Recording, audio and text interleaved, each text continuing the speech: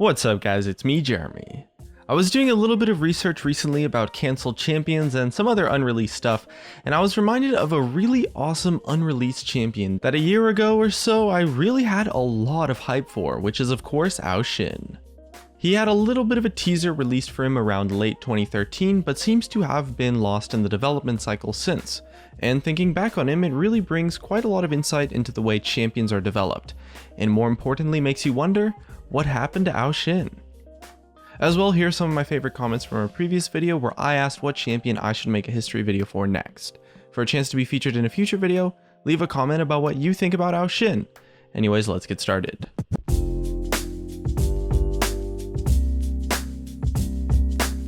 Ao Shin was previewed a little bit back in September 2013 after an appearance on the stream for the Chinese qualifiers for Worlds.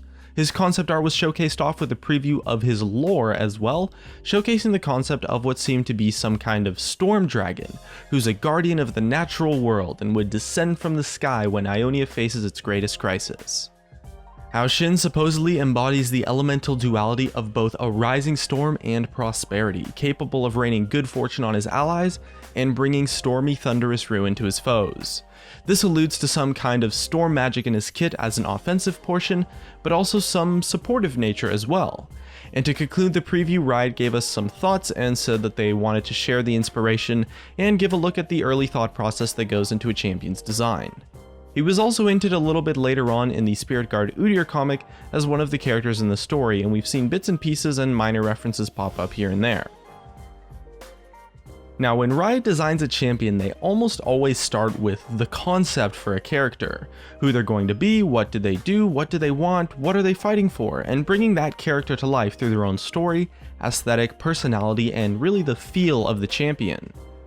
This is what happens with most champions that are designed, especially the more modern ones, and it's what we see in the Ao Shin preview.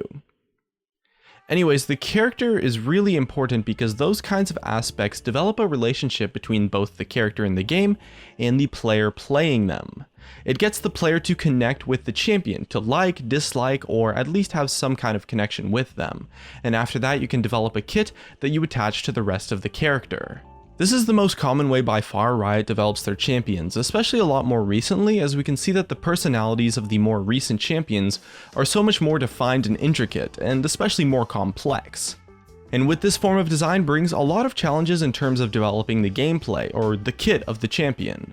You really want the kit of a champion to feel good in the hands of a player, to feel like they're handling an epic dragon that comes down from the sky to save everyone, you know? The aesthetic, personality, and story of a champion needs to be brought to life through the gameplay elements of their kit. For example, someone like Jin, who's supposed to be this stage performer who artistically assassinates his targets with the perfect performance, has that sort of concept brought to life extremely well. Right off the bat when you play Jin, he's got this swag walk, this element of arrogance that pretty much says, watch this, to all of his allies, and even his auto attack animation fits that feel as well. And with his kit, his abilities make it feel like you're playing this magnificent killer and putting on a performance, especially with his ultimate when it zooms out and really sets a stage, almost like some kind of theater performance for the player to look at and partake in by aiming his ultimate shots.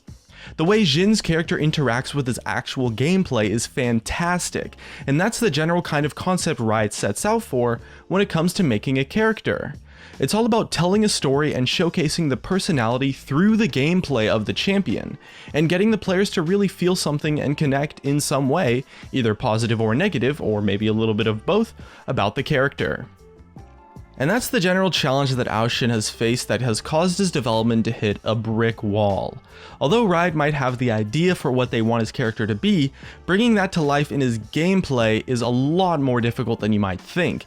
He has to really feel like this crazy powerful dragon that rains down from the heavens, but also brings good fortune to all of his allies, all while fitting the Storm Mage theme and finding a way to be a completely unique and still fun and exciting experience for the player. After his preview, Riot Meddler is quoted for saying that although he's a concept that they're really excited about, since he's the kind of concept that hasn't really been explored that much yet, the preview that was released for Ao Shin was very early and the champ wasn't anywhere near close to being finished. And honestly, it's hard not to be excited about him, considering he would be the only full dragon champion to exist in League of Legends, and no, Shyvana doesn't count. Meddler said that Ao Shin still had some big outstanding questions for story and gameplay that were yet to be figured out, and that once those had been figured out, they would be able to talk about his details, and that was back in 2013. Daniel Klein, aka Riot Xenon, commented a little bit on Ao Shin back in April 2014, stating that Ao Shin currently didn't have a kit at all actually, and that they did try a lot of different kits, but none of them were able to work out. He also mentioned that this was completely normal for a champion, which of course is generally to be expected. I mean, designing a kit to fit the theme and personality of a character really just isn't easy at all, and that the only mistake they made with Ao Shin was talking about him way too early in the development process, when they weren't too sure how close they were to finishing him. And it really goes to show, I mean, at any given time, Riot probably has dozens upon dozens of champions in development, and they just don't want to talk about them or anything and give hype to something that potentially might never happen. A good example of this was Magma Chamber. It was hyped up to be this cool and awesome thing, and then it just got cancelled, and for a lot of the players that's kind of a bummer. And as a company, Riot, you definitely want to avoid that from happening. However, one thing that I will say throughout all of this is that Riot has not once, not a single time, ever said that Ao Shin was cancelled. Personally, I like the way that Riot creates champions, because it brings us a lot of really cool characters which have so much more to them than just their gameplay. But at the same time, this kind of design can also lead to some gameplay kits that are perhaps a little bit too shoehorned into some sort of theme. The alternative might be creating an incredible kit gameplay-wise first, and then building a character around that. But then you face the problem of somehow finding a way to come up with an interesting character to go with your gameplay. No matter what approach you take to designing a champion, there's going to be loads of problems that you face no matter what. Either way, I think Ao Shin is going to be an awesome badass character that I am certainly looking forward to, and I'm really hoping he's not going to get cancelled. And who knows, maybe we'll see him later on in 2016 or 2017. Either way, that's just about it. If you enjoyed the video, hit that like button, and if you didn't, hit the dislike, and if this video hits 10,000 ratings, I'm gonna buy myself a pizza. Thanks for watching, and I'll see you guys next time.